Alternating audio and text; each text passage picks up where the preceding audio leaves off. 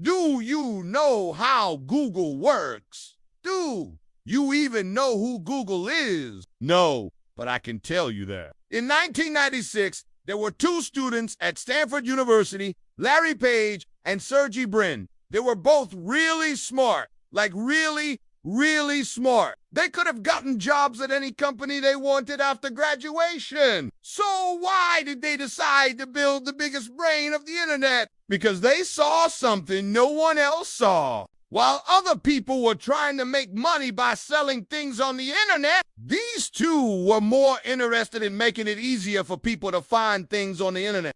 Back then, the internet was like a huge library full of books. But there was no librarian to help you find what you were looking for.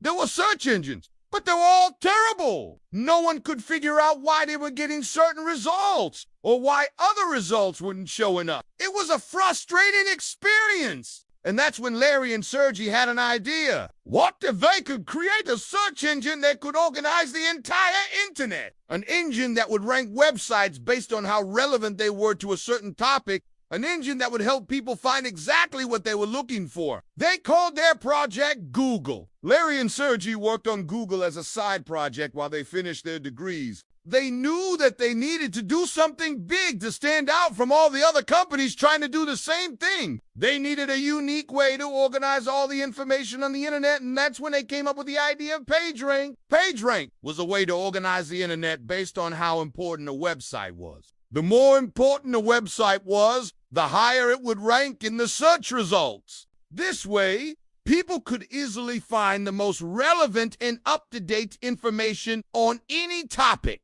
It was revolutionary. The problem was, they needed a lot of data to make this work. They needed a way to collect all the information on the internet and organize it in a way that made sense. This is where Sergey's skills came in handy. He was a computer genius and he knew how to build the algorithms that would make Google work. Larry, on the other hand, was more of a creative thinker. He could see the big picture, and he knew how to make the user experience as simple as possible. Together, they were unstoppable. For the next few years, they worked day and night to make Google the best search engine it could be. They hired a few friends from Stanford to help them out.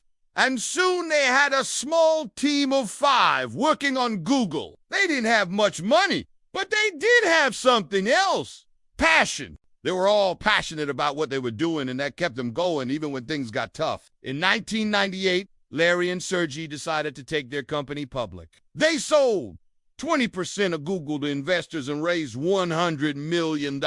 With this money, they could hire more people, build better algorithms, and expand to new markets. Google was growing fast, but the competition was fierce. Yahoo and Microsoft were both trying to build their own search engines, and they were unafraid to spend billions of dollars to do it. Larry and Sergey knew that they needed to do something big to stand out.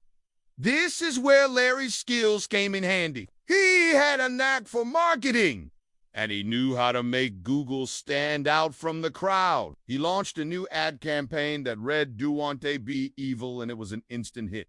People loved it. It was funny, it was clever, and it was different. Soon, everyone was talking about Google and its mission to don't be evil. In no time, Google became the most popular search engine in the world. But Larry and Sergey never forgot their roots. They never forgot the hard work and dedication that went into building Google. They could have sold the company to Microsoft for billions of dollars, but they wanted to keep Google independent. They wanted to keep the company culture that had made Google so successful in the first place. So they turned down Microsoft's offer and decided to keep building Google. Over the next few years, Google grew into a massive company. They expanded to new markets, acquired other companies, and developed new products. But through it all, Larry and Sergey remained humble. They knew that none of this would have been possible without the hard work of their employees, so they took care of their employees. They offered them great salaries,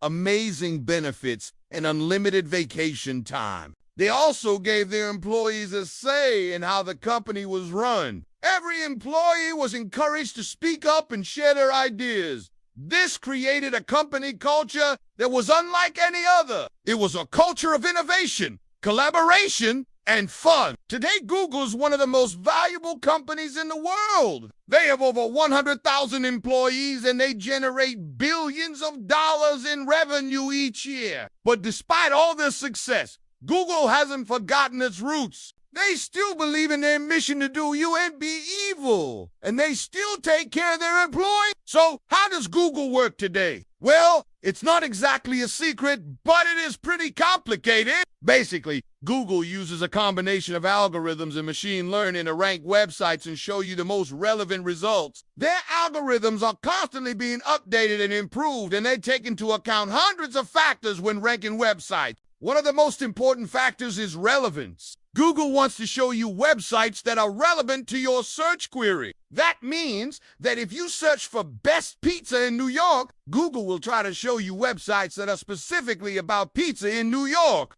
Another important factor is authority. Google wants to show you websites that are authoritative on the topic. That means that if you search for how to fix a leaky faucet, Google will try to show you websites that are written by experts. Finally, Google also takes into account popularity. They want to show you websites that are popular on the topic. That means that if you search for best iPhone app, Google will try to show you websites that have been recommended by other users. As you can see, Google does a lot of work behind the scenes to give you the best possible search experience, and it's all thanks to the hard work and dedication of the people who work there. If you ever get the chance to work at Google, you should definitely take it. It's a great place to work, and they'll get the opportunity to build some of the coolest products in the world. Who knows? Maybe you'll even come up with a new algorithm that'll make Google even better. Now, let's talk about how you can apply this knowledge to your own life. First off, you should always be learning. The world is constantly changing, and you need to be able to adapt. If you stop learning,